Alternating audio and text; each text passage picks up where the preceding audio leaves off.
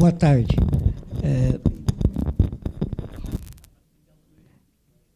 É com enorme satisfação que eu dou abertura aos trabalhos agora à tarde, com pessoas de extrema qualidade e de extrema condição para tratar essas responsabilidades dos agentes públicos.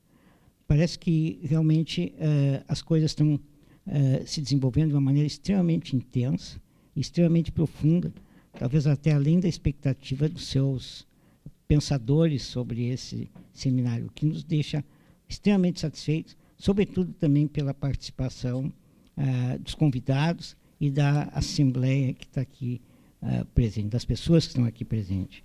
Né? A gente, como a tarde será composta de 3 eventos, né?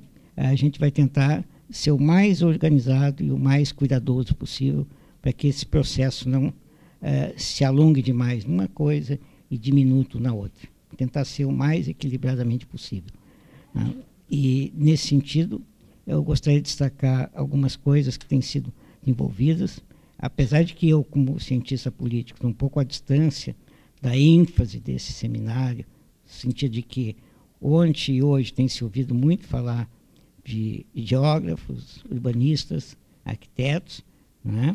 Agora é que, de um certo modo, tem aparecido pessoas mais ligadas à área do direito e das instituições, mas, de um certo modo, isso se torna um elemento de extrema satisfação para a gente tratar dessas questões, sobretudo de qualificação e de desenvolvimento desse grupo de estudos que tem se constituído com muito trabalho, muito esforço, para tentar dar um retorno, não apenas àqueles membros do PMDB, mas à própria sociedade porto-alegrense e gaúcha, de alguma atividade que nos permita pensar a nossa realidade, que cada vez se torna extremamente necessária, né, nesses momentos do nosso desenvolvimento brasileiro e rio-grandense.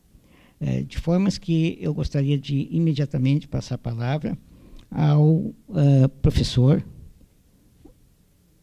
Luciano, para tentar começar a fazer a sua apresentação.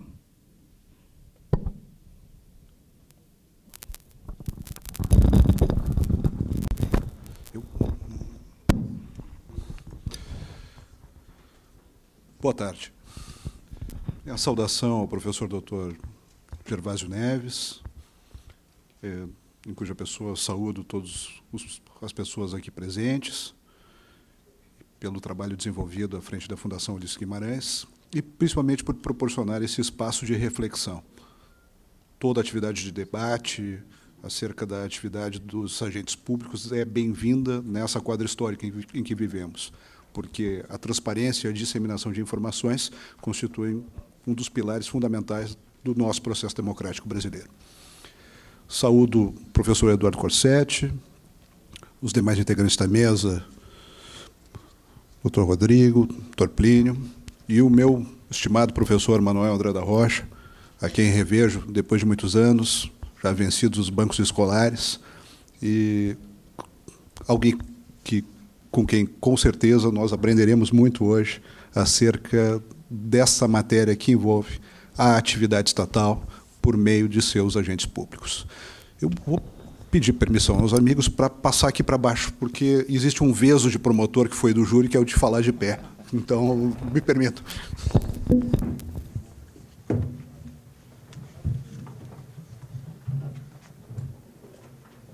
Eu preparei uma apresentação no PowerPoint, só para que a gente fique... Sim. Ah, sim, está certo. Só tem que ligar. Obrigado.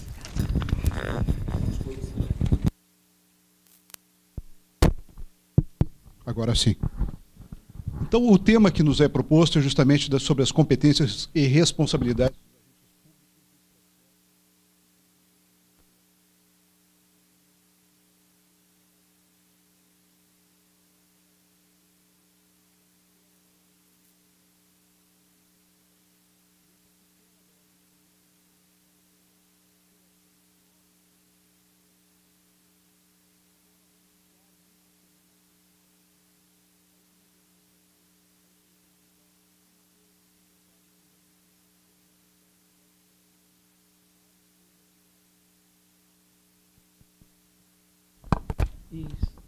Agora sim.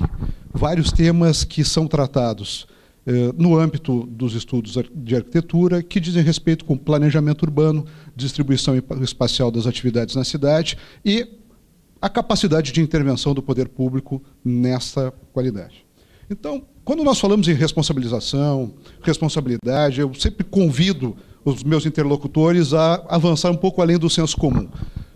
Quando se convida um promotor para falar sobre competências e responsabilidades, o pessoal já se prepara para ouvir algo sobre ilicitudes, sanções. E eu acredito que esse seja talvez um dos enfrentamentos mais comuns que se tem, particularmente nesta quadra histórica, em função dos problemas que a nação vive.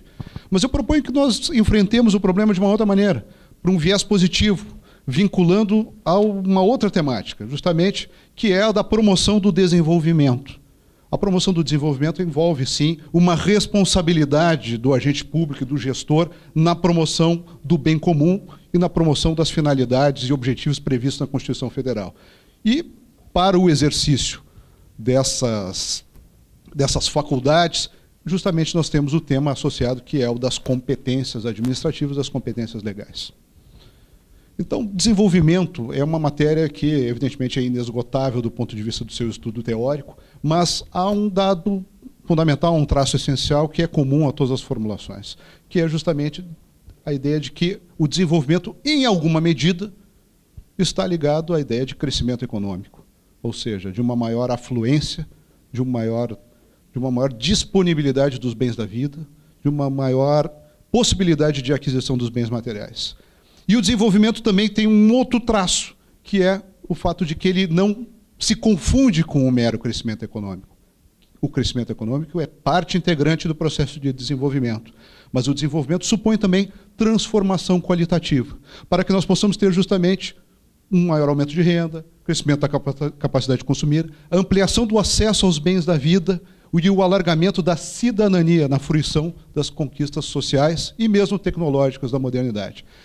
Por isso, o processo de desenvolvimento ele é tão multifacetado, ele é estudado de maneira primária pelos economistas, mas ele tem reflexos importantes em vários segmentos das ciências sociais, e principalmente no direito, na medida em que o direito tem, hoje, e é reconhecido, uma função promocional no sentido de alavancar o desenvolvimento ou permitir a criação de um ambiente institucional que torne o desenvolvimento possível. Então, nós falamos em desenvolvimento sustentável. E o desenvolvimento sustentável não é apenas um clichê, não é uma buzzword, ela não é uma palavra sem sentido, uma locução que é jogada simplesmente como um instrumento retórico nos debates políticos. O desenvolvimento sustentável ele tem conteúdo, sim. Porque quando se fala, e os termos do relatório Brundtland falam que aquele desenvolvimento que atende às necessidades do presente, sem comprometer a possibilidade de as gerações futuras atenderem às suas próprias necessidades, e que esse desenvolvimento é sustentável, há, sim, mais do que uma declaração de princípio. E, por ser mais do que uma declaração de princípio, ele foi justamente trazido para dentro da legislação brasileira. O Estatuto da Cidade, que depois de 13 anos foi trazido a lume no ordenamento jurídico brasileiro, em 2001, e que é a lei de regência, a lei matriz do direito urbanístico brasileiro, coloca como a primeira de suas diretrizes gerais justamente a garantia do direito às cidades sustentáveis, que é entendido como direito à terra urbana, à moradia, ao saneamento ambiental, à infraestrutura urbana, ao transporte, aos serviços públicos, ao trabalho e ao lazer, para as presentes e futuras gerações. A ideia que está íncita ao conceito de desenvolvimento sustentável e que é transportada para a noção de cidades sustentáveis é a noção de não esgotamento, de capacidade de reprodução de um estilo de vida e de produção que não leve ao esgotamento. E o conceito de cidades sustentáveis, no plano jurídico, ele é muito importante porque ele vai fazer justamente uma ponte entre duas temáticas de fundo constitucional. Pelo próprio conceito se vê que nós temos a sustentabilidade ambiental, com a própria ideia de que os bens da vida protegidos estejam disponíveis para as presentes e futuras gerações, e também a ideia da função social da propriedade urbana, que é elencada justamente dentro desse conceito de direito à terra urbana, moradia, saneamento ambiental, infraestrutura urbana, transporte e aos serviços públicos. Então, há essa densificação do conceito de cidades sustentáveis, e ele acaba sendo um balizador da aplicação do direito urbanístico brasileiro. Lembramos que os problemas das cidades são hoje os problemas do Brasil, na medida em que mais de 80% da população brasileira, hoje, em 2012, vive nas cidades. Os problemas do Brasil não são os problemas do Brasil agrário, são os problemas do Brasil urbano. E as leis e regras que regem a vida na cidade, o ordenamento urbano, a distribuição espacial da cidade e a sua relação com a ordem econômica são de uma importância fundamental. Por isso que o direito urbanístico hoje cresce em importância e cresce em percepção dos operadores do direito. E eu diria mais, é a última fronteira, ou a mais nova, dos direitos difusos e coletivos. Até porque foi o último inciso a ser acrescentado à Lei da Ação Civil Pública, que fala justamente na tutela da ordem urbanística. Por favor. Claro que esse desenvolvimento sustentável ele só pode se dar sob coordenação e direção de um ente estatal na medida em que houver um planejamento urbano. Né? E esse planejamento nada mais é do que a tomada de decisões por antecipação, ou seja, pensar em curto, médio e longo prazo. E aplicar os recursos públicos a partir desse planejamento, traçando um quadro de referência institucional que permita sustentar esse desenvolvimento que se pretende induzir. A promoção de um determinado modelo de desenvolvimento, ela pode ser alavancada por determinados instrumentos jurídico-urbanísticos. Você pode pensar no deslocamento do eixo produtivo de uma cidade ou de uma determinada região urbana, mediante o uso pensado, planejado e combinado de determinados instrumentos jurídico-urbanísticos que se aliarão a outros instrumentos fiscais, econômicos, de incentivo e de estímulo que levarão justamente a uma maior pressão no sentido de um desenvolvimento integrado na área territorial, no recorte territorial que se escolher. Então, se fala justamente na combinação entre investimento público e investimento privado, dirigidos pelo planejamento urbano integrado e coordenados por uma estratégia de desenvolvimento local de crescimento sustentável. Parece que nós voltamos aos anos 60, professor Manuel da Rocha, com o desenvolvimentismo. E, de fato, ele hoje está na pauta do dia, professor Bresser, já velhinho, mas falando no novo desenvolvimentismo. A verdade é que a legislação, ela, de certa forma, é permeada por uma atmosfera de debates que levou em consideração justamente essas variáveis. E nós não podemos desconsiderar justamente o caldo de cultura no qual essas leis foram gestadas.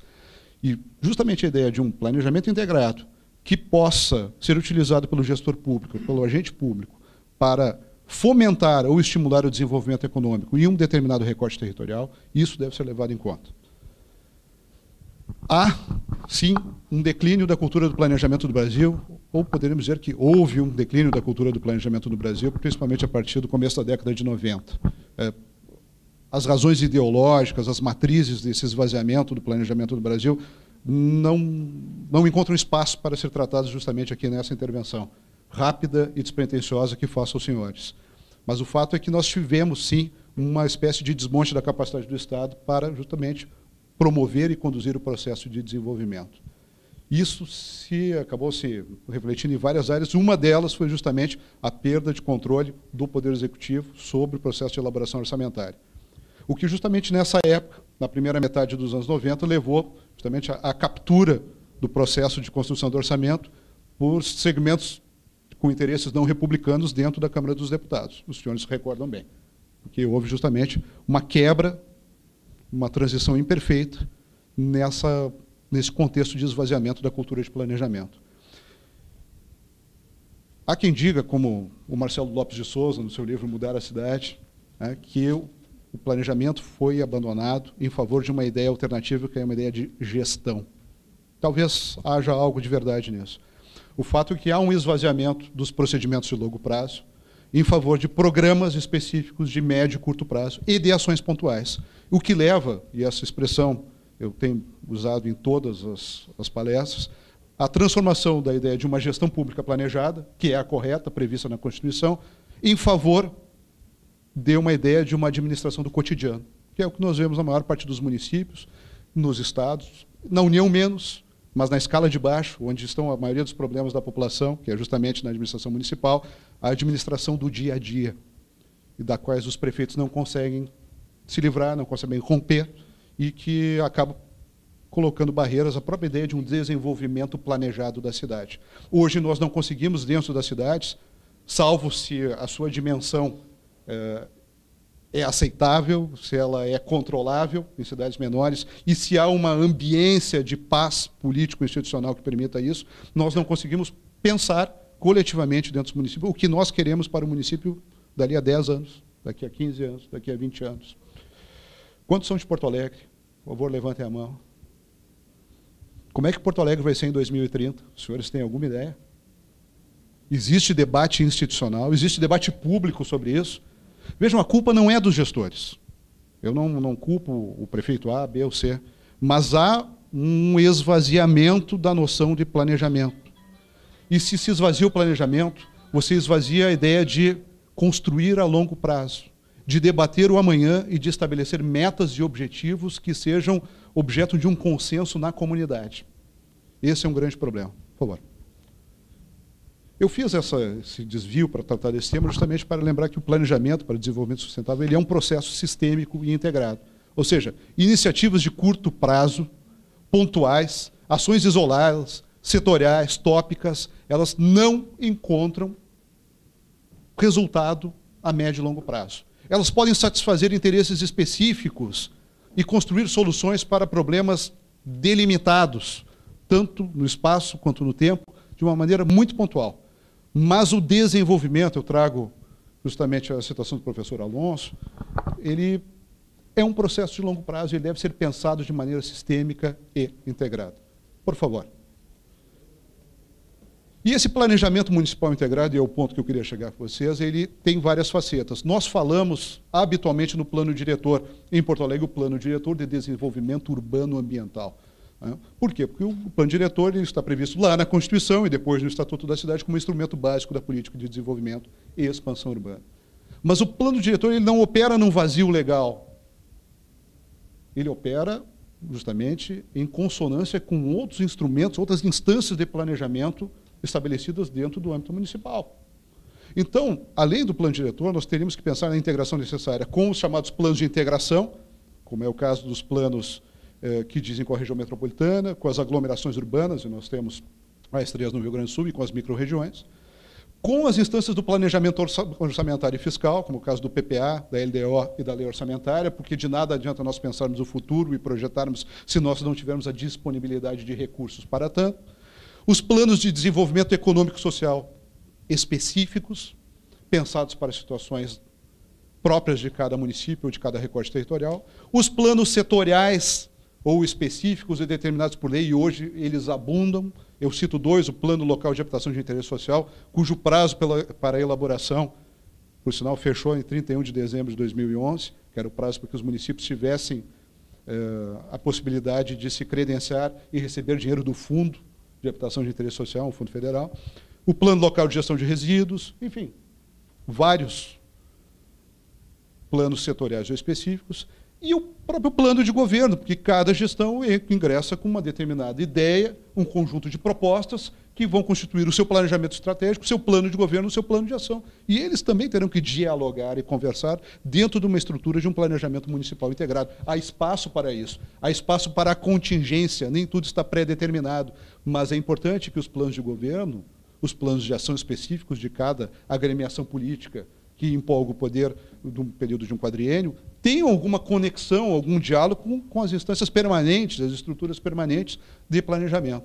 Claro que o fio condutor será sempre essa estratégia de desenvolvimento sustentável, a fim de que nós possamos reproduzir e aprimorar um estilo de vida e uma estrutura socioeconômica que permita fazer frente aos desafios que se apresentam no futuro. Por favor. Então, os instrumentos urbanísticos de gestão e desenvolvimento territorial, além daqueles que nós falamos, o planejamento é previsto expressamente no Estatuto da Cidade, institutos tributários e financeiros, dentre os quais a famosa e tão combatida tributação progressiva, e os institutos jurídicos e políticos que irão justamente expressar a originalidade das formulações sistematizadas do Estatuto da Cidade. São vários instrumentos que estão à disposição do gestor público, principalmente municipal, e que irão constituir justamente um arcabouço jurídico-político capaz de lhe dar ampla capacidade de intervenção para a correção das disparidades. Adiante.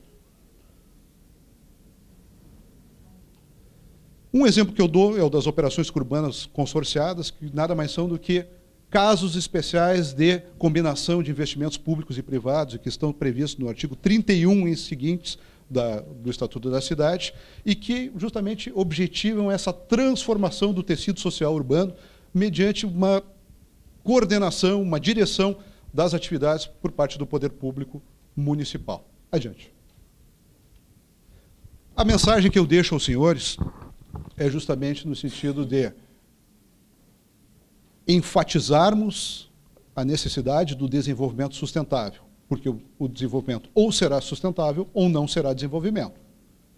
De utilizarmos cada vez mais esses instrumentos trazidos pela nova legislação urbanística brasileira, porque ampliam o espectro, a capacidade de intervenção do poder público para a correção de assimetrias e disparidades socioeconômicas no âmbito do recorte territorial urbano.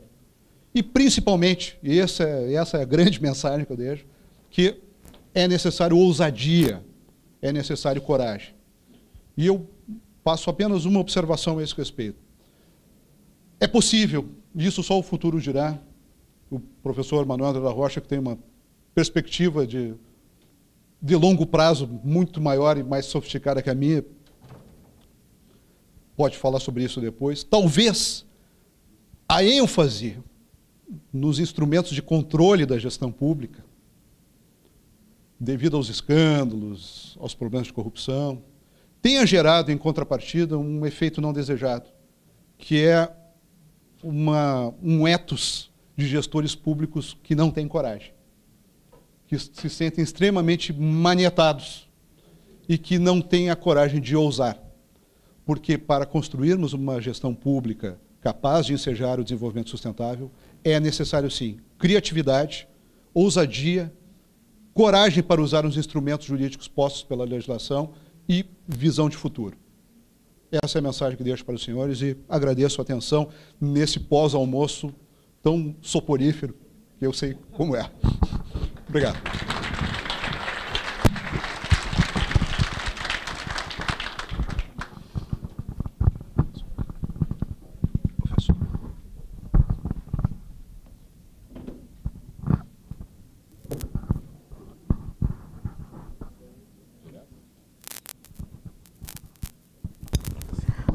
Professor Manuel André da Rocha, professor e doutor. Eu trato de professor porque eu fui aluno dele também.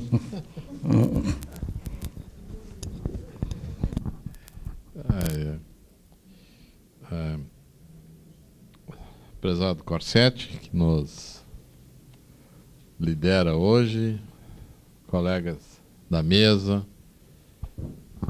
nossos dirigentes da Fundação Ulisses Guimarães, especialmente o professor Gervásio e a Laís, que estão levando a bom êxito essa iniciativa, colegas todos aqui presentes, senhores, senhoras e senhores. Eu tenho uma situação já um pouco constrangedora nesses conclaves, né? Porque as pessoas sempre invocam a minha idade. Eu me sinto mais ou menos como um bruxo, né? Cuja origem se perde na noite dos tempos, né? Que vem fazer aqui as suas... Agora o Luciano me pediu profecias a respeito... Tá? Mas isso não tira a satisfação, a enorme alegria que eu tenho de estar com vocês aqui. Muitos dos quais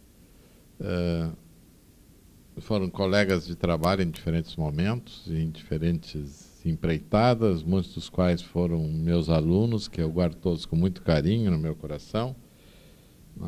Então vamos conversar um pouco sobre o tema. Nosso tema de agentes e competências, competências e responsabilidades dos agentes públicos. Eu queria chamar a atenção sobre um aspecto novo, né, atendendo a esse desafio pela inovação que o Luciano acabou de nos colocar, que é a ambiência na qual se trabalha hoje ainda no campo da gestão urbanística, se eu puder dizer assim, e da questão do desenvolvimento urbano em geral. Nós, até 1988, nós trabalhávamos com as tradicionais categorias, né, da União, Estado, município. O município ainda numa posição apequenada, combatendo com muita bravura sempre a garantia da sua autonomia municipal, que era mediada por aquela expressão, o peculiar interesse local, que na verdade podia dizer nada ou podia dizer tudo, né? E o município sempre resistiu com muita bravura a que essa autonomia municipal assim definida, fora pequenas referências tributárias, né, mas que essa autonomia municipal lhe garantisse a existência. Ele procurava manter aquilo que nós chamamos de mínimo intangível, ou mínimo essencial, que é uma garantia da identidade da entidade. Por que eu estou preocupado com o município? Porque o município sempre foi e continua sendo cada vez mais o grande portador da responsabilidade pela gestão urbanística. Pode haver pode haver competências no Estado, pode haver a inserção das regiões ainda como regiões administrativas, não políticas, embora talvez nós marchemos para uma politização das regiões, no sentido delas se constituírem em entidades políticas, né? Mas o que nós observávamos era exatamente isso, quer dizer, que o que o município fazia era brigar pela sua identidade, para que ele não fosse esmagado. E mesmo assim com muita dificuldade, né? Essa discussão que nós tivemos aí juridicamente, inclusive nos tribunais, inclusive no Supremo, sempre girou em torno dos limites e possibilidades da autonomia municipal enquanto garantia da gestão do peculiar interesse local. Isso mudou radicalmente, por uma vez primeira, na Constituição de 88. Porque a Constituição de 88, ela deu um status institucional ao município que ele nunca antes tinha tido. Inclusive fez o que a gente pode chamar de uma federalização do município, quando integrou o município na federação ao lado do Estado e da União, que ele não o era antes. Então ele fez uma federalização, ele incluiu o município na federação, e com isso, e não só por isso, ele reforçou enormemente o governo local. Mas mais, ele abandonou essa definição do peculiar interesse local, né, com todas as suas dificuldades de interpretação, uma expressão que só podia ser compreendida topicamente no seu rebatimento a cada um dos municípios, né. Ele também definiu competências outras específicas do município, longamente. Né? Não só foi abandonada essa categoria, abandonada não, ela mantém-se na Constituição, mas com menos expressão, com menos significação, e foram explicitadas competências do município. E se nós pudéssemos dizer que no jogo federativo, agora constituído por União, Estado e município, né, quem cresceu na Constituição de 88 enquanto entidade, enquanto agente público no processo da gestão urbanística, foi efetivamente o município. Esse efetivamente cresceu. Cresceu e auxiliado ainda pelo capítulo sobre política de desenvolvimento urbano que a Constituição também trouxe, e onde reformulou de uma maneira extremamente elogiosa, digamos assim, extremamente forte, o conceito de plano diretor.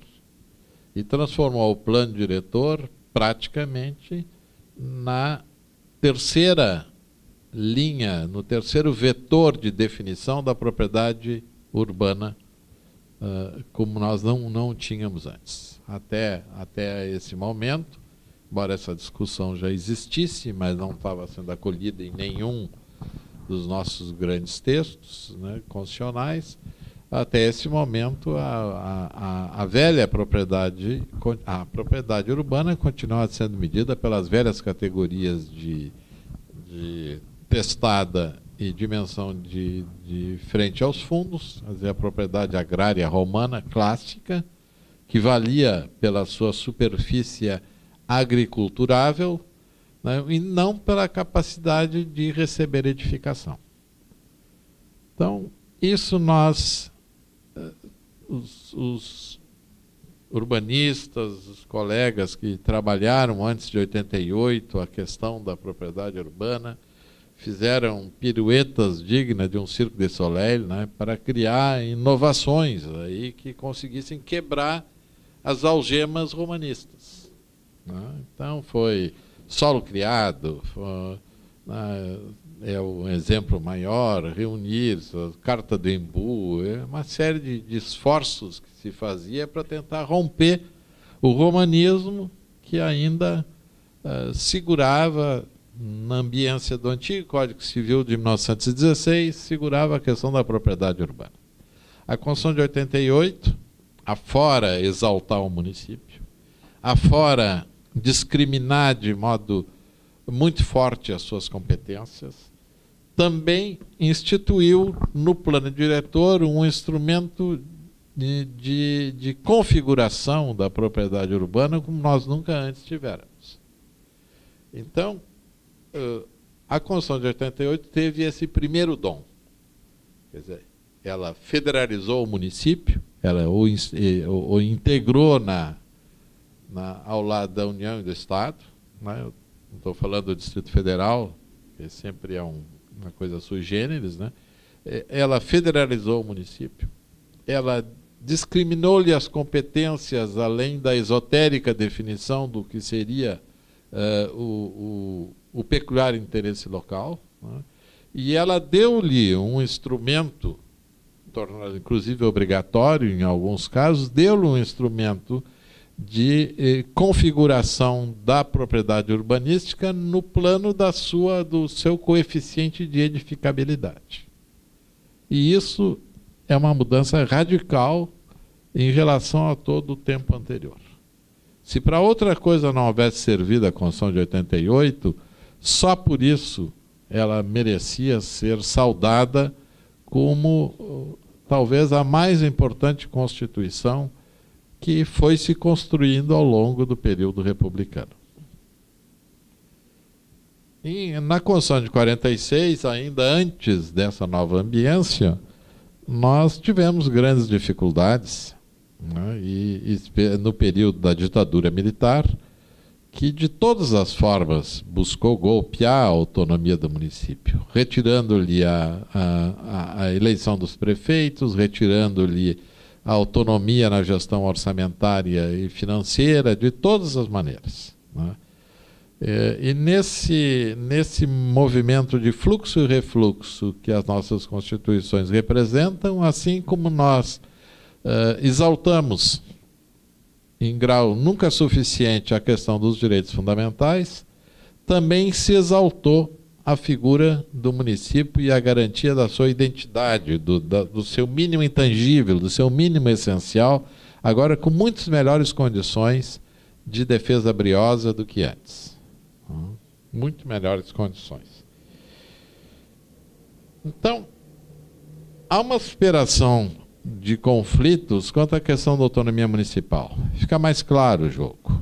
Aquelas discussões que havia ficaram muito no passado, porque o município ganhou um perfil fortalecido e definido. E isso foi uma coisa muito favorável.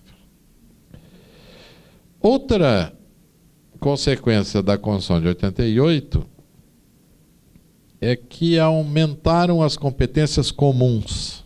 Eu não vou dar aula de direito com textos, mas só para vocês lembrarem que no artigo da distribuição das competências, afora a competência de União, Estado e Distrito Federal para legislar concorrentemente sobre uma série de itens, né, onde avulta a figura das normas gerais federais como parâmetros para o exercício legislativo nas esferas políticas que lhe estão abaixo, mas instituiu um rol extenso e pesado de competências comuns entre União, Estado, Distrito Federal e municípios, no artigo 23, né, de competências comuns no plano administrativo. E dizia o parágrafo único que lei complementar fixará normas para a cooperação entre União, Estado, Distrito Federal e os municípios, tendo em vista o equilíbrio do desenvolvimento e do bem-estar em âmbito regional. Esta competência comum em matéria administrativa e o comando que lhe é acessório, eu lhe diria até principal, sob um certo ponto de vista, para a cooperação, né, também criou uma nova ambiência, né, um novo ambiente, que é a questão da cooperação interinstitucional, a cooperação entre as instituições. Ao ponto que nós podemos dizer que na Constituição de 88 se estabelece de início as raízes e depois com a Emenda Constitucional 19, eu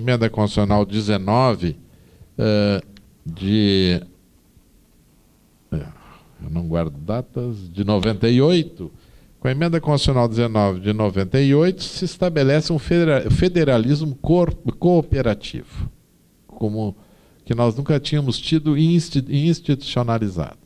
Um federalismo cooperativo, um federalismo de cooperação. O que fez a emenda, e bem fez a Emenda Constitucional 19 de 98, ela introduziu, no lugar de um dispositivo que decorreu daquelas lutas corporativas na Constituinte, ela introduziu o artigo 241, que os senhores conhecem, mas que diz: a União, os Estados, o Distrito Federal, os municípios disciplinarão por meio de lei os consórcios públicos e os convênios de cooperação entre os entes federados, autorizando a gestão associada de serviços públicos, bem como a transferência total ou parcial de encargos, serviços, pessoal e bens essenciais à continuidade dos serviços transferidos. Esse artigo 241, que substituiu um artigo da redação original, que era sobre delegados de polícia, com todo respeito por eles, né, esse estabeleceu, no entanto, um degrau importante nessa ascensão a um federalismo cooperativo. Então, 88 nos traz o fortalecimento do município, a definição das suas responsabilidades, né, o fortalecimento do plano diretor como instrumento de delimitação do bem comum no âmbito da comuna, nos traz depois, as competências administrativas comuns, também bem definidas, e nos traz depois esse artigo 241. E na esteira dessa ambiência, que eu quis dizer, que é nova, nos últimos 12 anos, de 98 para cá, digamos, inúmeras disposições foram sendo agregadas à legislação brasileira que permitem que este federalismo cooperativo, em prol, sobretudo, do município, e que deve ser, sobretudo, pelo município capitaneado, introduzem instrumentos de atuação conjunta, inclusive de planejamento, mas, sobretudo, de execução. Então, só para nós lembrarmos, nós nunca tivemos, como antes, uma afirmação, uma delimitação de tantos instrumentos como nós temos hoje. O número de instrumentos jurídico-institucionais postos à disposição do gestor urbanístico hoje nunca existiu na história do direito brasileiro. Até mesmo o Código Civil de 2002, com todo o seu ranço de ser mais um Código Civil, embora muito inovador, trouxe regras de interesse a essa gestão urbanística. Mas só para nós lembrarmos, eu vou fazer só um rápido levantamento. Quer dizer, nós tivemos em 2009 regras, como não tivemos antes, sobre regularização fundiária de interesse social. Nós tivemos em 2001, MP 2220, concessão de uso especial para fins de moradia. Nós tivemos no Código Civil de 2002 uso capião coletiva, que é possível se fazer sobre áreas invadidas. Né? Nós tivemos no Estatuto da Cidade, os senhores conhecem, o direito de preempção, outorga onerosa ao direito de construir, transferência do direito de construir, operações urbanas consorciadas, que o nosso Luciano falou há pouco, né? E, mal ou bem, nós temos aqui as parcerias públicas e privadas. E, recentemente,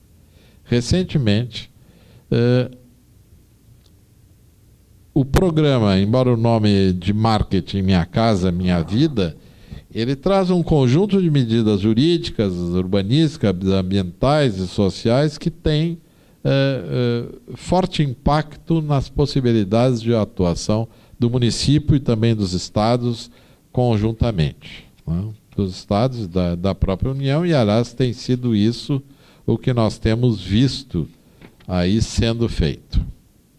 Bem recentemente, já havia possibilidade de atuação conjunta, né, já nisso que nós chamaríamos hoje de administração pública aos mecanismos estaduais. Né? E bem recentemente, eu chamo a atenção disso para verem como nós temos marchado, bem recentemente nós temos a Lei Complementar 140, de 8 de dezembro de 2011, né, que fixa normas para a cooperação entre União, Estado, Distrito Federal e os municípios nas ações administrativas decorrentes do exercício de competência comum relativas à proteção de paisagens naturais notáveis, proteção do meio ambiente, combate à poluição, qualquer de suas formas, preservação de florestas, fauna e flora. É uma lei muito interessante, estabelece novos instrumentos, os consórcios públicos, os convênios, comissões tripartites, fundos públicos, delegações recíprocas de atribuições, delegação de execução de ações administrativas, tudo isso está previsto, e, inclusive com as ações de cooperação, e há um reforço aqui do planejamento, inegavelmente, nas ações administrativas da União, dos estados e dos municípios, que são definidos aqui, e não for essa limitação material, embora eu falar em limitação material, quando se fala competência comum em proteção de paisagem, meio ambiente, etc., seja um pouco paradoxal, mas não fora isso, se a cooperação pudesse, se essa norma fosse uma norma geral da cooperação, teria sido melhor. Mas ela estabelece um portal novo para essa administração pública consensual. Eu chamo a atenção, por fim, já fui admoestado aqui pelo Corsetti, né? Eu chamo a atenção, por fim, de uma medida provisória recente, que tem duas coisas que são interessantes. A medida provisória 547, de 11 de outubro de 2011, né, dentro dessa mesma linha, ela institui, pelas evidentes tragédias ocorridas nos últimos anos, o Cadastro Nacional de Municípios com áreas propícias à ocorrência de escorregamentos de grande impacto ou processos geológicos correlatos, em que os municípios deverão elaborar planos de contingência, planos de implantação de obra, mecanismos de controle, dar uma série de definições para essa atuação. E é interessante notar também que essa mesma medida provisória preocupou-se com as áreas de expansão urbana. que antes a gente previa, mas sempre tratava com menos preocupação as áreas de expansão urbana, né? E hoje essa medida provisória altera o Estatuto da Cidade para dizer que as áreas de expansão urbana deverão constar de plano de expansão urbana com uma série de definições. O que eu quero chamar a atenção com isso, para encerrar, é que há um ambiente novo de trabalho para a União, Estados e municípios, mas que eu chamo a atenção especialmente para os municípios. Quer dizer, e cabe ao gestor urbanístico hoje buscar esses mecanismos de cooperação através dos quais ele pode multiplicar as suas potencialidades. Os instrumentos estão dados, o ambiente é novo. O gestor municipal por vezes teme, como foi dito aqui. O gestor estadual, eu acho que é o que menos interfere, é o que mais está devendo no processo. Veja-se a silenciosa falência das regiões metropolitanas como instrumentos de planejamento regional. Né? Veja-se isso aí, já se vê a questão do Estado. Né? E a União, aparentemente, está disposta a participar, está disposta a fornecer seus recursos, né, dentro dos parâmetros que ela tem fixado. É um mundo novo. É um mundo novo. E se eu fosse falar agora de responsabilidades, como está pedido no programa, né, dos agentes públicos, eu diria que a maior responsabilidade nesse momento é a de buscar essa atuação cooperativa que será extremamente multiplicadora das suas possibilidades de gestão em favor da comunidade. Obrigado.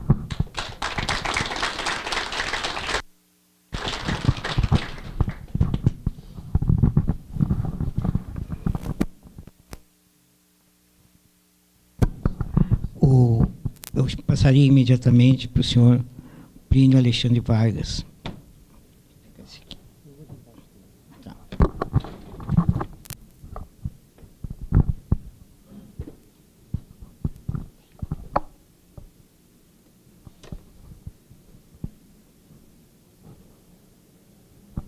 Bem, boa tarde a todos e a todas. Os nossos palestrantes, doutor Luciano, doutor Manuel, foi meu professor nas Ciências Sociais, é uma honra tê-lo aqui presidindo essa mesa, professor Corsetti, professor Gervásio, que estava aqui também, que ainda no início dessa década, quando toda essa questão de trabalhar o planejamento com georreferenciamento de informações era uma grande novidade, ele criou o Atlas da região metropolitana, né, através do Instituto de Responsabilidade Social, que é um trabalho maravilhoso, onde pela primeira vez as populações da região metropolitana poderiam enxergar as informações georreferenciadas, que é uma forma mais lúdica de localizar as informações. Mas, bem, obviamente, a minha área não é a área do direito, né? A minha área é a área das ciências sociais e da filosofia, mas eu vou partir... Foi tão interessante a abordagem do Dr. Luciano e do Dr. Manuel. Vou partir aqui do mundo novo, né, e do ambiente novo que nós estamos vivendo, o Dr. Manuel colocou, e da questão do desenvolvimento e da ousadia. Tão verdade isso, Dr. Luciano. Eu conheci um secretário, eu estou há 22 anos na gestão pública, não vou dizer quando nem quem é, mas quando eu ligava para a secretaria dele, quem sabe a gente faz um projeto conjunto, Plínio, eu não quero gastar, eu não posso, então ele não gastava o orçamento dele. Porque ele tinha medo do MP, do Ministério Público, ele tinha medo dos órgãos de controle.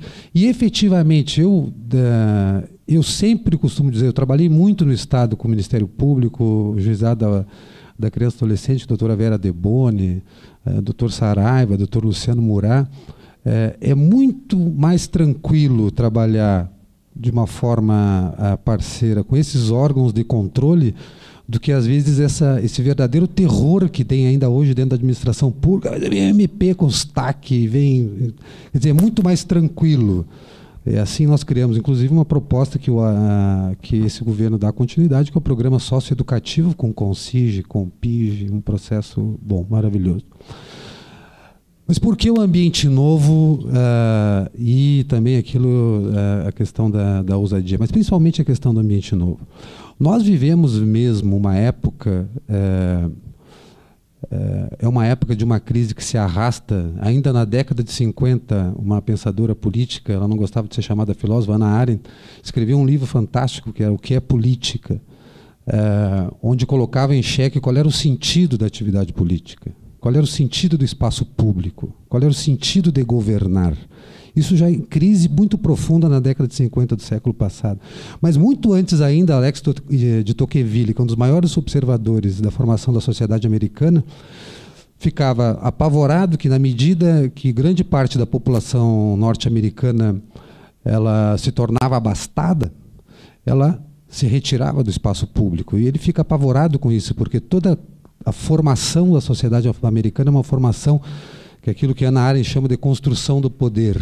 O poder, muitas vezes, as pessoas que militam em partidos políticos acham que, bem, poder é ser governador do Estado. Não, mas vejam bem, a ex-governadora Ieda Cruzes, por talvez não ter tido ou sabido construir o poder que classicamente me permite, professor Corsetti, quer dizer, que é uma construção conjunta que vem de baixo para cima, em que institui coisas, quer dizer, desde 88, que o professor Manuel estava nos relatando, a gente vem instituindo coisas. Isso é digamos assim, que é uma novidade na formação, né? Porque o Estado brasileiro é um Estado centralizado, né? Lá no início centralizado na coroa, quer dizer, uma dificuldade enorme de instituir. Vejam bem, em Porto Alegre ainda se discute se devemos instituir ou não o orçamento participativo. A quem serve não instituir o orçamento participativo? Ao governo, é óbvio. Mas, enfim, nós vivemos um momento muito importante que, para pensar em desenvolvimento, nós precisamos... Eu só vou abrir um parênteses aqui, que eu acho essa do Raimundo Fauro fantástica, no livro Os Donos do Poder, que ainda é um livro atualíssimo, sobre a formação da nossa sociedade, né? Ele diz que um escritor alemão, se eu não me engano, esteve aqui no Brasil logo depois da expulsão dos holandeses, e alguns negros que ajudaram a expulsar os holandeses pressionaram a coroa, né, e pediram algumas regalias, entre elas uma certa liberdade. E a coroa deu. O alemão passava e disse, mas como? Isso aqui não é uma sociedade escravocrata? Aí a autoridade disse para ele assim, mas não te preocupe, nós demos um atestado de brancura para eles. Isso é uma coisa fantástica que ilustra um pouco a forma como nós nos relacionamos, né, no espaço público com todas essas questões. Mas a questão hoje, nós não podemos pensar em desenvolvimento sem pensar nas profundas modificações que as instituições estão sofrendo. O foco, há pelo menos 20 anos, é o executivo, entra aí os processos de gestão, de reengenharia, né? Tudo isso depois adquire uma nova roupagem, mas também muito forte a ideia de planejamento, pelo menos nos últimos 10 anos para cá, né? Agora, também há um questionamento sobre as outras instituições, aquelas que julgam e também aquelas que legislam, né? Veja o que acontece fora do Brasil e mesmo agora, antes que alguém... Eu não sou petista, não sou... Mas vejam bem o que é essa tensão que estabelece a presidência Dilma Rousseff em torno de algumas questões culturais das relações políticas no Brasil. Tudo isso está em jogo, tá? Eu trouxe aqui para vocês um artigo que chama Ocupe a Política, quer dizer, as formas de representação, ou seja, aquilo que nós instituímos, né, pelo menos desde a década de 50 do século passado, elas estão sendo rediscutidas. Os partidos são efetivamente a melhor forma de representação? É possível haver uma nova forma de representação? Os tribunais, eles precisam ser mais transparentes, mais... Enfim, os legislativos, a mesma coisa. Então, é nesse caldo de cultura que eu acredito que tudo isso... O solo criado... Eu estou vendo aqui uma ex-colega minha do DEMAB, da década de 90, né? Foste do DEMAB? Isso, né? Eu me lembro que nós trabalhamos lá, eu trabalhei lá como chefe de gabinete em 94, e tinha uma lei que ia entrar em vigor, então os proprietários precisavam despejar as pessoas. Eu não me lembro qual era. Tinha um prazo, e isso tudo estourava dentro do município, né? Aquelas famílias iam ser tão... Os proprietários tinham que despejar, mas é dessa época a discussão do solo criado, áreas especiais de interesse social, E isso são ferramentas e muitas outras mais ferramentas, né? Tem o fortalecimento também das instituições como o Ministério Público, que numa cidade como Porto Alegre conforma um espaço público de um controle social muito forte. Há um controle social muito forte na cidade de Porto Alegre. E é neste contexto que nós começamos a desenvolver aqui uma proposta. Queria que eu acho que dialoga um pouco com o que o professor Luciano... Esse aqui é um quadro muito interessante, porque é a evolução desde a Constituição de 88. O desenvolvimento pode ser PIB, mas hoje há um sem número de outras formas de medir o desenvolvimento de alguma localidade. Tem até a felicidade interna bruta, né? Que é um indicador desenvolvido pelo Butão. Tem um trabalho do professor Flávio Comim da URGS, que é um indicador multidimensional de pobreza. Ele mede, claro, que as condições sociais em que as pessoas vivem, mas outros indicadores, como, por exemplo, a satisfação pessoal, ou outro, qual é se aquela alimentação da pessoa é saudável ou não, se a pessoa é gorda ou magra, se a pessoa frequenta bibliotecas, quantos livros ela lê. Enfim, há uma série de formas de nós medirmos, digamos assim, o desenvolvimento. Mas nada disso, digamos assim, terá um êxito relevante se nós não tivermos um ambiente social de confiança, de corresponsabilidade, um ambiente onde aquilo que eu digo ele é verdadeiro, né? Onde o poder público, principalmente numa cidade como a nossa, num estado positivista como esse, onde o poder público sabe o seu limite, né, de interferência na sociedade. Então, primeiro, a questão do ambiente. De constituir um ambiente de cooperação na cidade em torno do desenvolvimento. E o segundo, a questão da transparência, da democratização da informação. É claro que é importante nós termos um conjunto de normas e de leis que garantam os direitos, mas de que valia terá isso se as pessoas não têm acesso a isso e não conhecem isso? Nós criamos em Porto Alegre uma ferramenta de democratização da informação que se chama Observatório da Cidade de Porto Alegre. E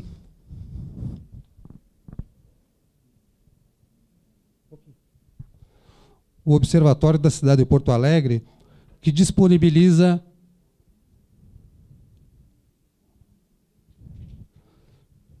aquilo que nós chamamos a bússola do desenvolvimento local. Ela é composta de dados primários e secundários, né, e com uma pesquisa de percepção. Nós temos, hoje, 84 bússolas para os 84 bairros de Porto Alegre, 17 bússolas, que são as 17 regiões de Porto Alegre, onde se agregam os bairros que discutem o orçamento participativo, e as 8 bússolas das regiões de planejamento. O que pode ser encontrado aqui? A realidade daquele território onde a pessoa mora, para que ela possa discutir, dentro do orçamento participativo, dentro dos fóruns de planejamento, toda a sua visão de desenvolvimento. E, professor Luciano, ano passado, nós terminamos o processo do 5º Congresso da Cidade, com todas essas bússolas, que orientam todo o processo de decisão da cidade de Porto Alegre, e com um planejamento bairro a bairro, decidido pelas pessoas que participaram, até 2022. Né? Isso, obviamente, não elude o fato de que, muitas vezes, a administração pública ela não consegue, ela própria, ter... Até porque, digamos assim, os planos de governo... Então, né? Às vezes, o plano de governo ele sobrepõe aquilo que é planejado pela cidade. Um outro exemplo... Nós estamos aprovando em Porto Alegre um instrumento que se chama Plano de Metas. Na Câmara dos Vereadores, já passou na Procuradoria da Câmara. Rapidamente, professor Corsetti. O Plano de Metas, que já existe em São Paulo, e está causando uma dor de cabeça tremenda para o prefeito Kassab, ele exige que o candidato eleito, no nosso caso, o ano que vem, o candidato eleito para prefeito, ele transforme o seu programa, as suas promessas de campanha, num programa de governo. Significa o seguinte, ele terá 3 meses, se ele disse durante a campanha que fará 100 creches, ele terá que dizer aonde e quando. no plano de metas, e assim por diante em cada uma das suas promessas. Isso está sendo acompanhado e será acompanhado pelo Tribunal de Contas do Estado, com quem já há um acordo, né? O Tribunal de Contas do Estado de São Paulo acompanha isso. Isso traz um pouco de previsibilidade, né, para aqueles governos que são eleitos. Se eu pudesse sintetizar, professor Corsetti, eu diria assim, a cidade, eu posso falar aqui da minha cidade, cidade de Porto Alegre, ela desenvolveu instrumentos, né, e tem um espaço público muito alargado de controle social. Tem uma lacuna, que é aquilo que a Hannah Arendt dizia, que é, o fazer política não é só a tradição, inclusive a nossa tradição ocidental, né, do não farás, não farás, não farás. Fazer política é ingressar no espaço público, pensar com a própria cabeça, fazer com as próprias pernas e organizar ações juntas de desenvolvimento, bem comum, de harmonia na sociedade.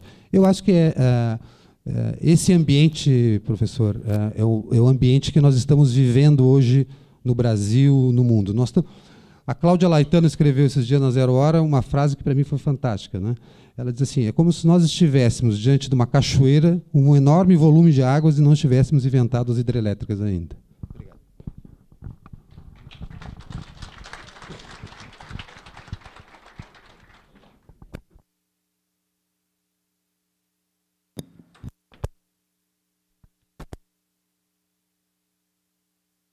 Professor Rodrigo.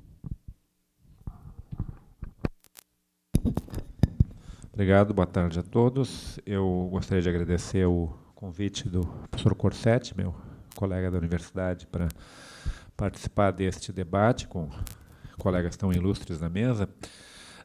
Embora eu compartilhe, digamos, com alguns dos colegas a origem, no sentido que eu também sou, digamos, oriundo da Casa de André da Rocha, da Faculdade de Direito da URGS, eu acabei, digamos, indo para o campo da ciência política e parte do meu trabalho na ciência política é, digamos, desconstruir aquilo que eu acreditava quando eu estava no campo do direito.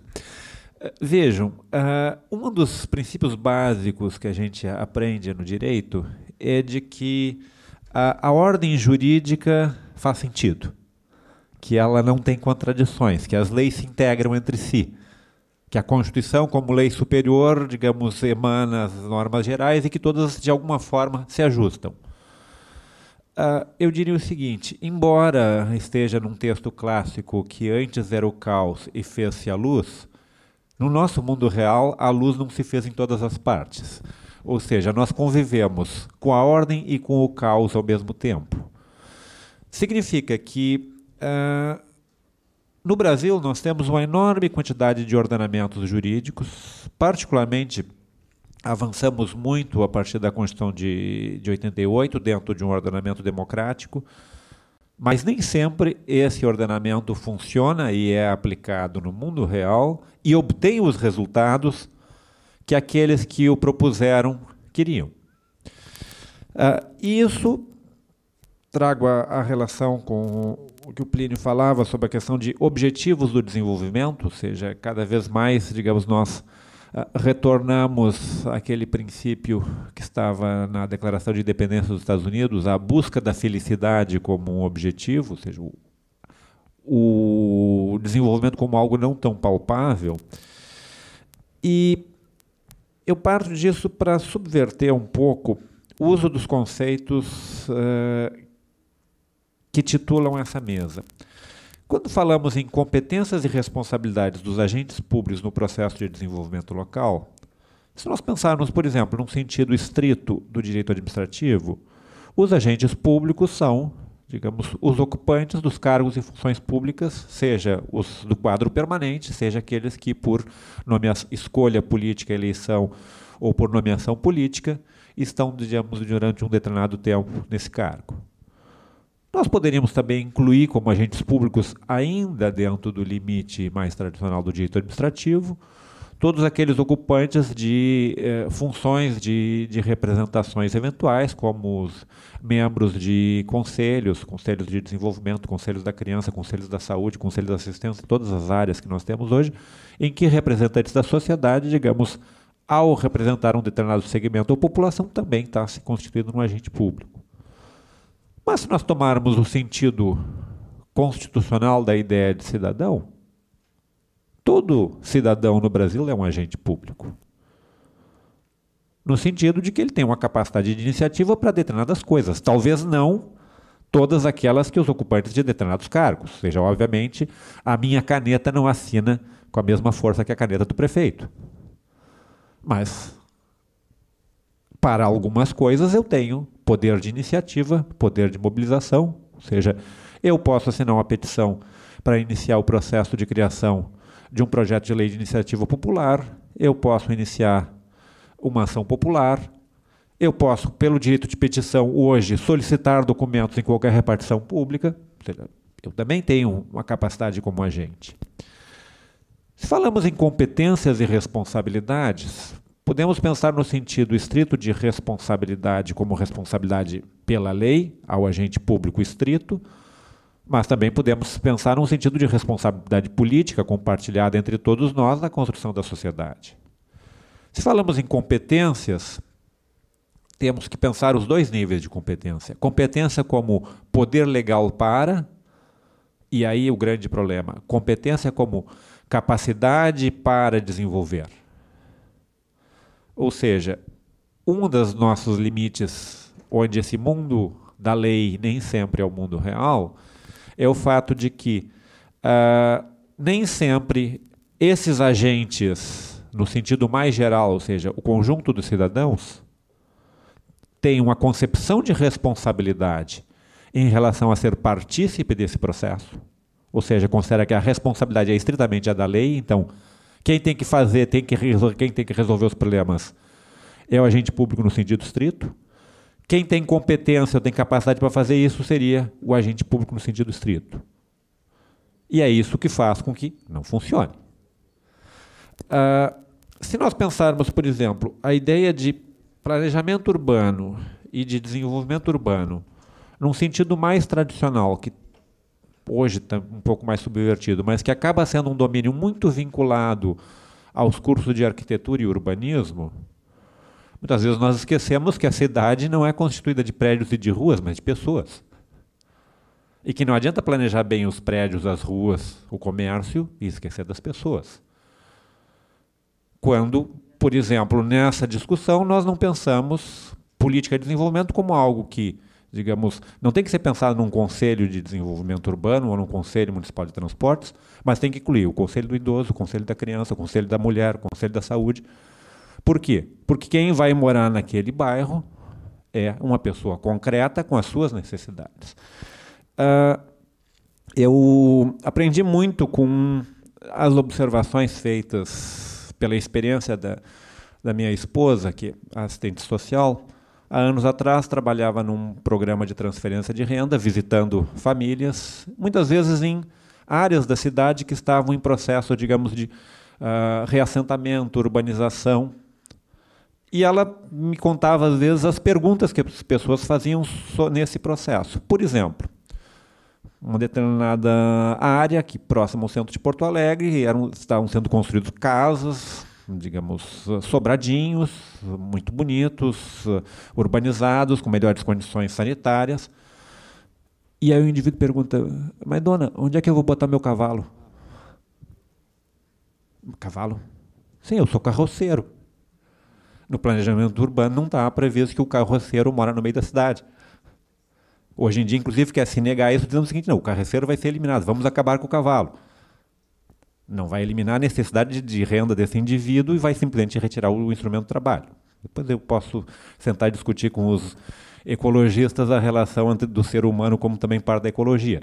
Mas, vejam, essa parte do processo que muitas vezes não é vista. Ou um outro questionamento que na cabeça da gente pode parecer absurdo, mas fazia lógica para as pessoas. Quando distribuir as novas casas, dá para gerar uma área e colocar todos os traficantes num canto da vila? Uma questão de zoneamento urbano. Por quê? Porque para as pessoas que moravam lá, todo mundo sabe quem são os traficantes, até a polícia. Então, por que não pode simplesmente criar um zoneamento e tirar eles do meio da comunidade?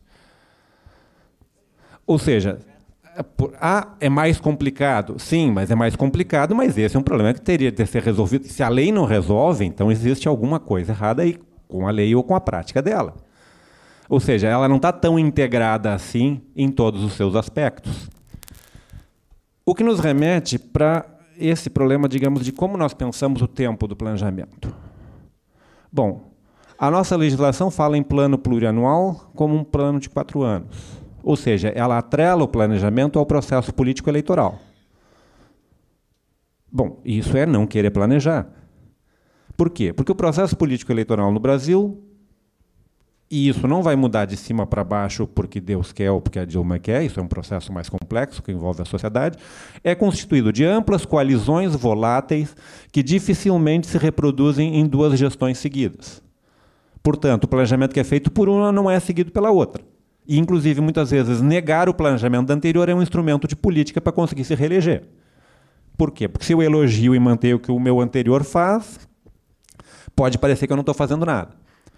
Então, se nós não interferimos ou se nós não mudamos o nosso plano de como o processo político é trabalhado para a escolha e o controle dos agentes que vão exercer esse processo, e se nós não ampliamos a base dos participantes do processo, mudando a cultura das pessoas no sentido de responsabilizar-se pelo processo, de considerar-se participantes, considerarem-se agentes públicos, não só no processo eleitoral, mas no cotidiano, as leis podem dar resultados bons. Mas aí a nossa surpresa é que em algumas cidades elas funcionam e em outras elas não funcionam.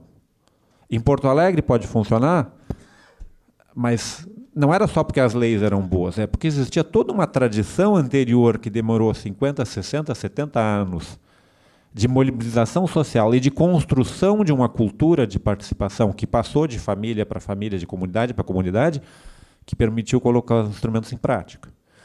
Em outras, e aí eu me lembro do relato de uma aluna sobre o funcionamento do Conselho Municipal de Saúde, pequeno município do Rio Grande do Sul. Ela dizia, meu pai é do Conselho de Saúde. O prefeito passa lá de 15 em 15 dias para pegar as assinaturas deles na ata. Para formalizar uma exigência federal para poder repassar recursos. Quanto disso não acontecerá com os plano municipal disso, plano municipal daquilo? Ou seja, nós criamos requisitos legais a partir de uma lei federal e mandamos que os municípios façam. Como o Plínio citava, os brasileiros são capazes muito rapidamente de se atenderem às exigências formais. A gente senta aqui em meia hora com mais 3 ou 4 auxiliares, nós montamos no papel um plano de desenvolvimento que atenda à exigência da lei para me repassar o recurso. Ele não terá nenhuma relação com a realidade, não vai ser aplicado, mas atendeu ao que se exigia. E como muitas vezes o nosso processo de controle social é o controle formal dos documentos e dificilmente a visita ao local para ver se aquilo realmente existe, a gente se surpreende quando descobre, mas não existia, mas fulano desviou. Ou seja, não estou aqui dizendo que esses instrumentos não sejam um avanço e que não nos deem ferramentas para melhorar e mudar o planejamento da cidade e o desenvolvimento da cidade. O que eu estou dizendo é que, se nós não mudarmos o compromisso e a formação e o sentido de responsabilidade das pessoas que vivem nessas comunidades, os resultados serão extremamente díspares de cidade para cidade. Algumas se desenvolverão e outras não desenvolverão. Consequência secundária. Aquelas que têm mais sucesso acabam sendo vítimas das que não têm sucesso, porque as pessoas que vivem nas cidades que não têm um sistema adequado de educação, de saúde, de atendimento, superlotam, buscam o espaço das que se desenvolvem.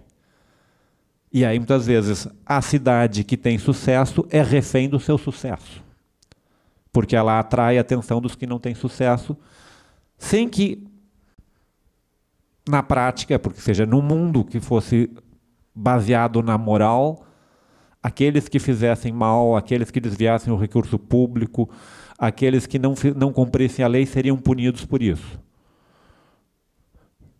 A realidade que eu vejo no cotidiano é que essa punição é muito seletiva. Às vezes ela acontece, às vezes não. Então, muitas vezes, o não cumprir a lei acaba sendo premiado e aquele que cumpre acaba sendo punido pelo seu sucesso. Para que isso não aconteça, o desenvolvimento não pode ser local no sentido estrito de uma cidade. Ele tem que ser local, mas local agregado na comunidade como um todo. Nós, como cidade, não podemos esquecer que temos outras cidades em torno. Nós, como Estado da Federação, não podemos esquecer que existem outros Estados da Federação. Nós, como país, não podemos esquecer que temos outros países vizinhos. Ou pensamos o mundo como uma forma agregada e compartilhada, ou, cedo ou tarde, algum problema do vizinho baterá à nossa porta. Essa é um pouco a provocação que eu gostaria de fazer. Obrigado.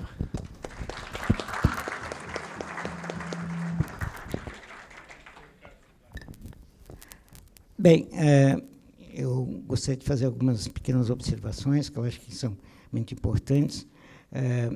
Veja que a gente está discutindo aqui a questão municipal também, questão urbana, né? E a gente que tem uma vivência um pouquinho maior, como se expandiu o papel do município em tão pouco tempo, frente a um processo que praticamente sufocava o papel dos municípios. Eu me lembro que depois de 64, né, todos os prefeitos eram nomeados, né, e a autonomia municipal havia absolutamente desaparecido como ente da federação. Esse retorno é um retorno extremamente importante, e nós tivemos aqui antes 2 palestras excelentes, 2 painéis excelentes, né, no qual o doutor Luciano mostrou de uma forma extremamente importante a ação do Ministério Público, não apenas uma ação formal, mas até, eu diria, uma cogestão de ação social, né, no qual o interesse público é extremamente preservado, né, e o doutor Manuel André mostrando os espaços novos, cada vez maiores, de atribuição aos municípios. Isso me parece aspectos extremamente importantes da expansão dessa nova dimensão de tratamento das questões de ordem não apenas institucionais, mas também políticas, né? Eu ontem observei, de um certo modo, uma questão que hoje, de uma certa maneira, o Rodrigo também colocou, que é exatamente essas contradições em que a gente, muitas vezes, convive sem se dar conta. Quer dizer, ontem, de um certo modo, alguns painelistas colocaram a ideia de que o grande problema hoje é um certo problema da educação, que a população não tem, ou que, de um certo modo, é deficiente. Parece que, em todo o nosso limiar hoje, das transformações que estão acontecendo, e rápidas, parece que essa questão da educação é uma espécie assim de parede, no qual todas as intenções batem e voltam, né? Eu seria um pouco mais ousado e até provocativo. Eu acho que, hoje, o gestor público, tá? Sobretudo o gestor, politicamente falando, público, no sentido do prefeito ou do vereador, ele não tem mais a desculpa de não ser educado. Ele pode não ser informado, mas não pode ser mais não educado. A sociedade pode não ser suficientemente educada. Agora, o gestor público já não tem mais espaço para argumentar que ele não é mais educado. É claro que o público pode querer apenas pintar a rua, mas, na verdade, o gestor público deve saber que essa é apenas uma parte, tá? E ter a consciência que é apenas uma parte da sua atribuição. E isso faz parte da sua educação. O político não pode mais alegar que ele não é educado. Ele pode até argumentar que ele não é bem informado. Eu acho que essa nova tarefa, o papel do político, é uma tarefa importante e que não pode ser delegada nem transferida por um tempo indeterminado. E eu estou fazendo essa observação num plano assim bem genérico, mas até certo ponto, de um certo modo, provocativamente falando. Quer dizer, nós temos que qualificar a tarefa do político, né? Sem colocar aquela ideia do Weber, do diletantismo do político, né? Mas eu acho que, cada vez mais, a responsabilização da tarefa do administrador público é um processo no qual ele não pode mais se dizer não educado. Ele pode até se dizer, reitero, não informado, mas não educado não serve mais. A sociedade brasileira já está começando a atingir um estágio em que essas cobranças, mais cedo ou mais tarde, se tornam absolutamente necessárias e, de um certo modo, me parece que isso qualifica o processo de participação política. Eu agora vou deixar, se alguém quiser fazer alguma observação, alguma...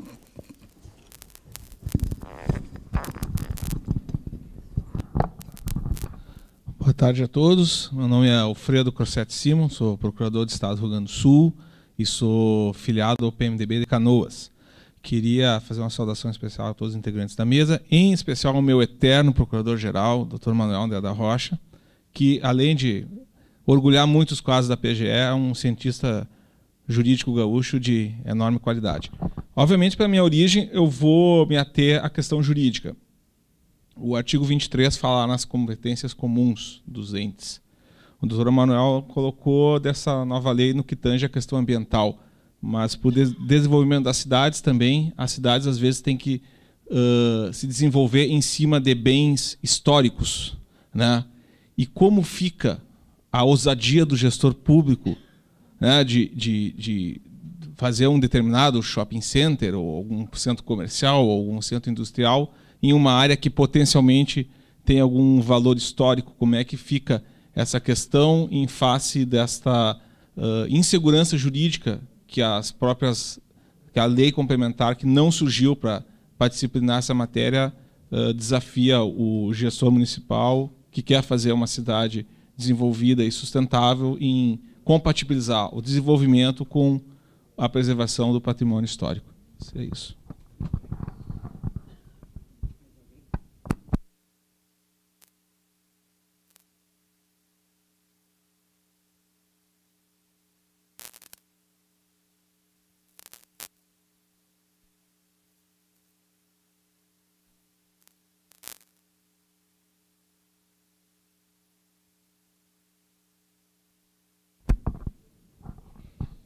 Novamente voltou a questão da minha ancianidade aqui, né?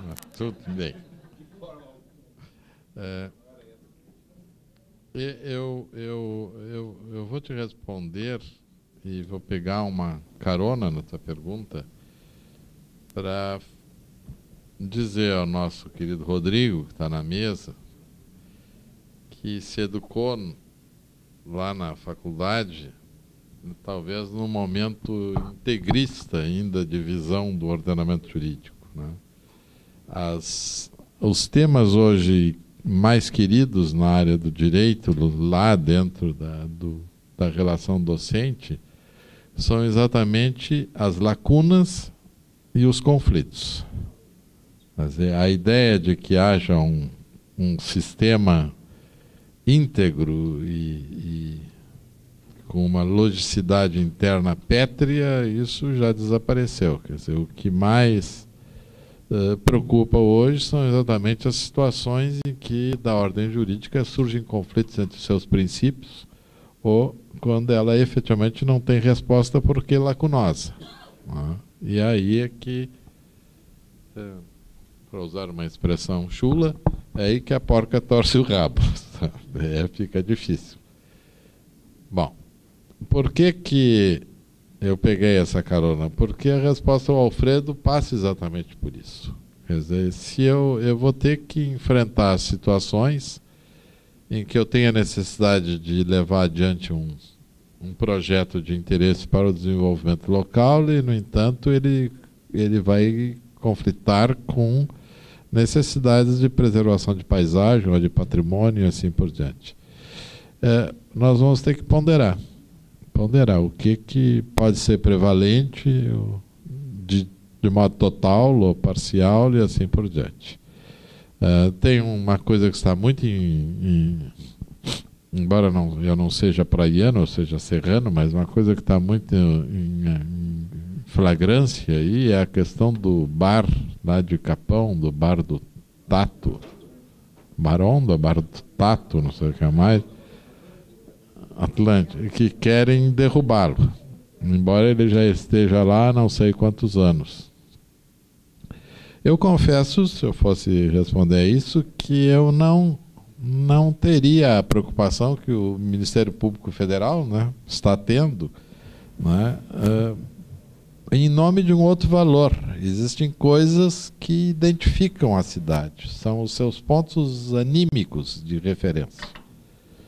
E em razão disso, assim como ninguém pensaria em derrubar a usina do gasômetro por causa da faixa de preservação do rio, aí, etc., né?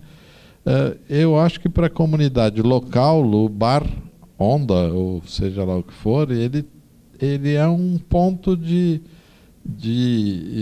fixação de identidade da comunidade. Tá? Eu acho que, assim, em princípio, acho que é uma coisa que deveria ser preservada. E a mesma coisa em qualquer essa situação hipotética que tu levantas. Acho que tem que se examinar topicamente, fazer a ponderação dos interesses envolvidos e aí decidir a melhor maneira de levar adiante a gestão urbanística do local.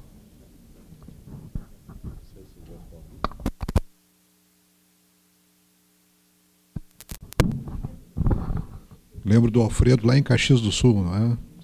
Anos atrás. Muito. O amigo conservou os cabelos. Outros não tiveram essa sorte. Há uns 3 anos atrás eu fui convidado para participar de um painel numa cidade relativamente próxima de Porto Alegre, sobre plano diretor, instrumentos de plano diretor.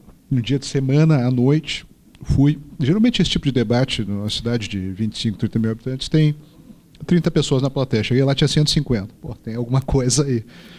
Estabelece-se o debate e a questão aparece logo. A cidade em questão tem uma rua, que é uma de suas artérias principais, em que praticamente todos os imóveis são tombados pelo patrimônio histórico, cultural. E, bom, só quem tem uma casa antiga, um sítio ou fazenda, sabe o que é conservar uma casa muito antiga. Se você não colocar bastante investimento nela, ela cai literalmente na cabeça da pessoa. E com todas as sanções associadas nesse caso a quem não cuidar. Quer dizer, o sujeito ainda pode ser objeto aí de processo, sancionamento, enfim. E havia toda a discussão e tal, e as pessoas indignadas, e ia começando a recorrer àquelas técnicas que todos conhecem, faz uma escora, depois faz outra, daí a parede acaba caindo, que horror, caiu, tem que botar abaixo a casa agora, tem que fazer outra. Enfim, em razão de uma proteção legal, acaba se constituindo um efeito perverso que é absolutamente oposto, que o pessoal acaba botando abaixo. E aí se questiona, mas qual é a compensação que existe, né? Já que é um ônus público sobre o imóvel, qual é a contrapartida? Uma redução de IPTU. Mas isso é muito pouco. É muito pouco, dependendo do valor, é muito pouco. E a sugestão que emergiu num consenso precário ali é que o município montasse um pacote de incentivos justamente para esse pessoal, envolvendo uma área que se queria desenvolver, uma área um pouco mais distante, dentro do perímetro urbano, mas ainda semi-rural em suas características, em que alguns dos proprietários seriam indenizados, entre aspas, com potenciais construtivos vinculados a algumas atividades comerciais e industriais. É uma tentativa de solução. Mas o pessoal tinha muito medo. Tipo, mas não pode. Tá. Bom, mas isso depende, como tudo, né, da criação de um consenso mínimo. Né? E a democracia é a sociedade do dissenso. Né? Na verdade, todos nós estamos permanentemente em desacordo perpétuo sobre N questões. Então, é muito difícil. Realmente, essas questões são mais fáceis de resolver quando há uma conscientização ou um ambiente de debate público e aí se cristalizam certas posições. Mas pode trabalhar juridicamente com mais tranquilidade. Também dizer ao Rodrigo, que eu gostei da participação, e eu acho que a legislação, e particularmente a nova legislação urbanística, ela é atravessada por certas ideias, que eu não chamaria de ingênuas, mas certas ideias de engenharia social, que estão muito claras. E que tem seus limites, né? A história já mostrou, isso vem por ciclos. E, como dito, não há como você pensar friamente o planejamento sem uma grande participação de base e sem pensar em aspectos que às vezes não são mensurados, ou não são de mensuração possível, ou são muito complexos para que possam ser submetidos a uma engenharia social. Bom, o debate criminal que teve alguns anos atrás, da tão atacada teoria das janelas quebradas, o broken windows, os pressupostos metodológicos atacados, etc. Mas é uma constatação empírica, realmente, né? As áreas urbanas degradadas realmente estão sujeitas a uma ambiência de violência, só que nós não sabemos se é causa ou efeito, não se sabe. Mas a criação de uma cultura de paz, uma cultura de civilidade é algo muito difícil, né? Realmente desafia e talvez tenhamos, nós juristas, lato sensu, algum papel nisso, não sabemos. Mas se o ambiente institucional for propício a essas melhorias, pelo menos um degrau nós poderemos subir. Obrigado.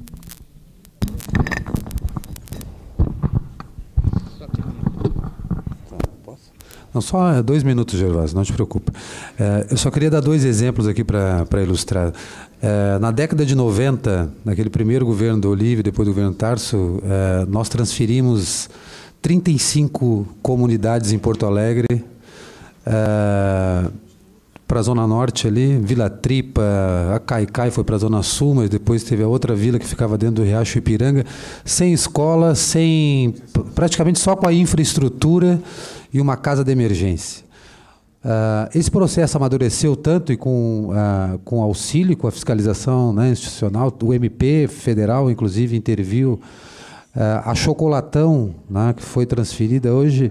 Quer dizer, hoje o modelo de reassentamento é muito diferente do que era há 20 anos atrás. Com escola, né, tem para reciclagem de lixo, geração de renda. Quer dizer, então, esse é o exemplo. Agora, tem um segundo.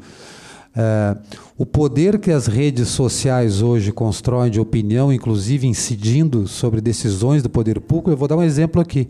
O famoso guarda-reio da Ipiranga da ciclovia. Né? Aquele guarda-reio, nós mudamos o seu desenho por uma pressão muito grande que foi feita pela sociedade através das redes sociais. Mas assim como o guarda-reio, tem outros episódios, porque a cidade está vivenciando uma intervenção, né, urbana muito forte por causa das obras da Copa, e isso tem provocado a mobilização tanto das instituições, né, de controle, da sociedade, estabelecendo um novo ambiente bem. Nós precisamos de um modelo de intervenção urbanística, né, com impacto na vizinhança, nós temos que respeitar isso. Então, são dois exemplos para ilustrar que eu acho de como nós estamos evoluindo. Eu sou um otimista. Bem, eu agradeço aos painelistas. Alguém quer? Alguém? Pois não. Bem, eu não vou fazer nenhuma pergunta, eu só vou fazer um comentário que me chamou a atenção, que um dos representantes da mesa disse que a cidade não é feita de construções ou de vias, enfim, que a cidade é feita de pessoas. Na verdade, eu acho que estamos subestimando aspectos importantes da organização socioespacial, inclusive, da cidade, né? Nós não podemos negar que as estruturas físicas influenciam comportamentos humanos. Se um espaço é mais denso, se um espaço é menos denso, se as construções são próximas ou não, se nós dispomos ou não de espaços públicos para a população usufruir, isso tudo tem influência na vida gregária das pessoas, na sociabilidade, enfim, na fluidez que a cidade tem e até na dinamicidade das atividades econômicas. Então, só me pareceu assim, como que eu disse, não é pergunta, só quero fazer uma reflexão no sentido de que subestimar as estruturas físicas da cidade é negar realmente um aspecto absolutamente fundamental para a vida social. Obrigada. Bem, eu gostaria agora, sim, de agradecer aos painelistas, ao doutor Luciano Brasil e ao doutor Manuel André da Rocha, e aos debatedores Rodrigo e Plínio Alexandre. Passo a palavra a Carmen.